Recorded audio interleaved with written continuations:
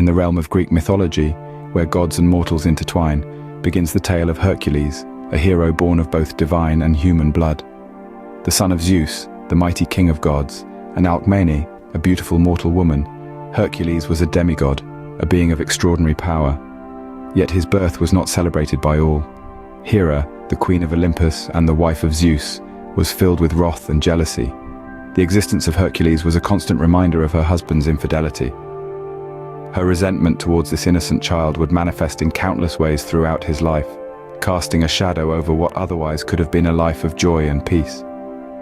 But despite the odds, Hercules grew strong, his divine heritage pulsating with every heartbeat, his human spirit undeterred by the trials he was bound to face. Thus, marked by divine lineage and mortal heritage, Hercules' life was destined to be anything but ordinary. As Hercules grew, so did Hera's resentment. Fueled by her wrath, she perpetrated an unspeakable evil upon him. In the world of gods and mortals, divine grudges have a way of escalating swiftly. In a twist of fate, Hercules, the demigod of unrivaled strength, found himself at the mercy of Hera's envy and spite. The queen of the gods, unable to forgive the child of her husband Zeus and a mortal woman, decided to unleash her vengeance. And so, one fateful day, Hera's resentment culminated in a curse, a spell of madness that clouded Hercules' mind, transforming his perceptions and turning his world into a nightmare of monstrous beasts. His beloved home, once a sanctuary, became a terrifying battleground, and his loved ones, they morphed into horrifying creatures. Hercules, always the protector, always the hero, drew upon his legendary strength to fight these beasts. His heart pounded as he battled, his mind clouded by the illusion. But in his madness, his heroic instincts were twisted, his strength turned against him.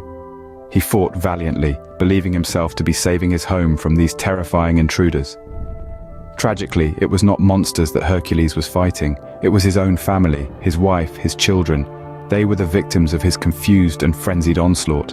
And as Hercules fought, he unknowingly slaughtered his own kin, his blows landing with a force no mortal could withstand. When the spell finally lifted, Hercules was left standing amongst the ruins of his own life. His home lay devastated, and in the deafening silence, he found himself surrounded by the lifeless bodies of his wife and children. The monstrous beasts were gone, replaced by the haunting reality of his actions.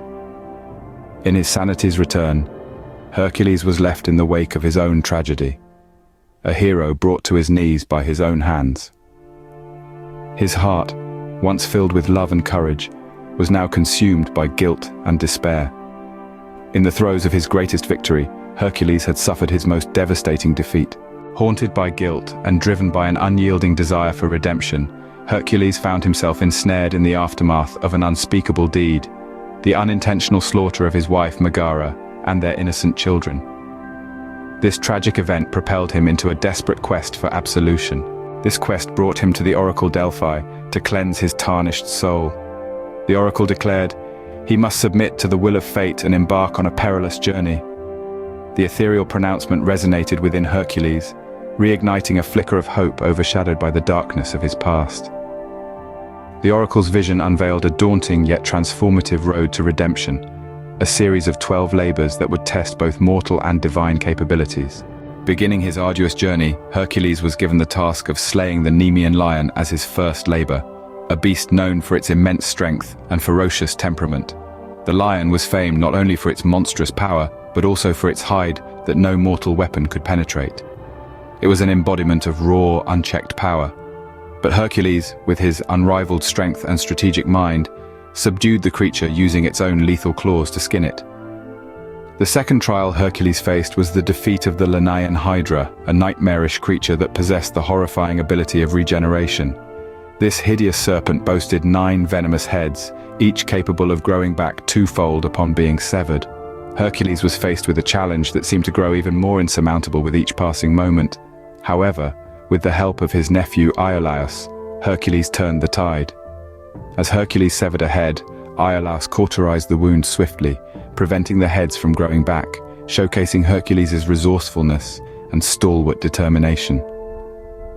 The third labor led Hercules on a year-long pursuit of the golden hind of Artemis.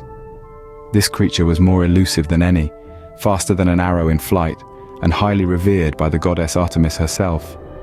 Even amidst these daunting circumstances, Hercules' resolve didn't waver. He chased the hind relentlessly, finally managing to snare it. He assured Artemis that he would return the sacred creature unharmed after his task was accomplished, demonstrating Hercules' respect for divine entities and his commitment to his tasks. At each stage, Hercules showcased not only his physical might but also his strategic prowess and unyielding determination. His journey through these trials laid the foundation for the legend we revere today. The arduous trails persisted, relentlessly testing Hercules till his breaking point. The fourth labor put Hercules head-to-head with the Erymanthian boar. This monstrous beast was known for its havoc-filled rampages through the countryside, striking fear into the hearts of all. Yet Hercules, exhibiting his inhuman strength and tactical genius, managed to capture the beast, solidifying his standing as a formidable force. Following this, the fifth labor of Hercules was arguably one of the most daunting tasks. He was given the enormous task of purging the Augean stables in a single day. These, neglected for decades and housing the most substantial herd of cattle in the region, were filled with an overwhelming amount of filth. Hercules, employing his intelligence and unparalleled strength, redirected 2 rivers to cleanse the stables, completing the task in a day. For the sixth labor, Hercules was tasked with the eradication of the Stymphalian birds. These man-eating creatures with their bronze beaks and poisonous droppings had been terrorizing the countryside. Hercules, displaying his prowess in archery and nimble agility, drove the birds away, further proving his indomitable spirit. The seventh labor then placed Hercules in the path of the Cretan bull's rampage. This creature, a living representation of uncontrollable power and fury, wreaked havoc across the fields, its breath as fierce as fire, its roar deafening. Yet this beast was tamed by Hercules, his iron-like strength and clever approach restraining the bull. For his eighth task, Hercules was sent to capture the mares of Diomedes. These were no ordinary horses. They were vicious, flesh-eating creatures with an insatiable appetite for human flesh, bred and raised by the cruel King Diomedes. He succeeded by feeding Diomedes to his own horses, taming the beast in the process. The ninth labor was to retrieve the girdle of Hippolyta, the queen of the Amazons. Though Hercules initially negotiated with Hippolyta for the girdle, Hera, in disguise, stirred up trouble, leading to a battle in which Hercules secured the belt. Hercules' 10th labor was to steal the cattle of Geryon, a mighty giant. Undeterred, Hercules faced Geryon and swiftly dispatched the ferocious creature. With the obstacle removed, he herded the prized cattle, known for their exceptional strength and beauty, and set out on the journey back to King Eurystheus. To complete his 11th task, Hercules had to obtain the golden apples of the Hesperides, which were guarded by a dragon. Ever resourceful, Hercules struck a deal with the Titan Atlas, who was burdened with holding up the heavens. In exchange for Hercules holding up the heavens while Atlas retrieved the apples, Atlas would then deliver the apples to King Eurystheus. Hercules agreed, and for a brief moment, he bore the weight of the heavens on his shoulders. Hercules' final and most dangerous labor involved descending into the underworld to capture Cerberus, the three-headed dog guarding the gates of Hades. With great courage and determination, he managed to subdue Cerberus without using weapons, and brought the beast back to the mortal world. Hercules' saga is not just an illustration of strength and heroism, but an epic of redemption and resilience. Tracing the journey of Hercules, we uncover a narrative that is timeless and universally inspiring. Born of divine lineage, he was a representation of both the extraordinary and the ordinary. Despite experiencing heart-wrenching sorrow, it was from a place of deep despair that Hercules started his path to redemption through the 12 labors. These tasks were his means of atonement and a journey towards self-discovery. Every struggle he overcame and every victory was a testament to his determination and resilience. From confronting monstrous beasts to facing daunting tasks, each labor pushed Hercules to his limits, testing his strength, wit, and courage. Yet Hercules emerged victorious, not just over his external challenges, but also over his internal guilt and sorrow. Thank you so much for watching. Be sure to like and subscribe for more.